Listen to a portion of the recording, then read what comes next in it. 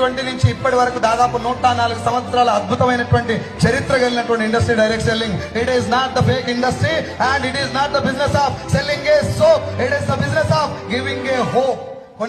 కొన్ని లక్షల మంది తలరాతలు మారుస్తున్నటువంటి వ్యవస్థ డైరెక్ట్ సెల్లింగ్. ఒక ధనవంతుడు డబ్బు సంపాదించడానికి కొన్ని లక్షల మార్గాలు ఉన్నాయి, కానీ ఇయ్యాల తలుచుకున్న సైకిల్ మీద తిరిగేటోడు కూడా బెంచ్ కార్ లో తిరిగే అవకాశం ఒక డైరెక్ట్ సెల్లింగ్ లోనే ఉంది. అది నేను ఘంటాపదంగా చెప్తాను. కాకపోతే ఈ ఇండస్ట్రీ బేస్ లైన్ ఏంటిది? ఎందుకు ప్రపంచవ్యాప్తంగా ఒక ఐఏఎస్ ఆఫీసర్ కూడా ఉద్యోగాన్ని రిజైన్ చేసి వచ్చిండు? ఎందుకు ప్రపంచవ్యాప్తంగా ఆయమ్మ దగ్గర నుంచి మొదలు పెడితే ఇళ్లలో పనిచేసే పని మనిషి కూడా ₹1,00,000 వచ్చే అవకాశం ఇలా ఎట్లా ఉన్నది? ఏం చేస్తే డబ్బులు వస్తున్నాయి? ఒరే, మార్కెటింగ్ అంటే టాలెంట్ కావాలి కదా, కమ్యూనికేషన్ కావాలి కదా, స్కిల్స్ కావాలి కదా. అవేమి లేకుండా కూడా డబ్బు ఎందుకు వస్తుందంటే ఈ ఇండస్ట్రీలో ఏదో పవర్ ఉన్నది. అది మీకు నాకు తెలవాలి. Yes or no?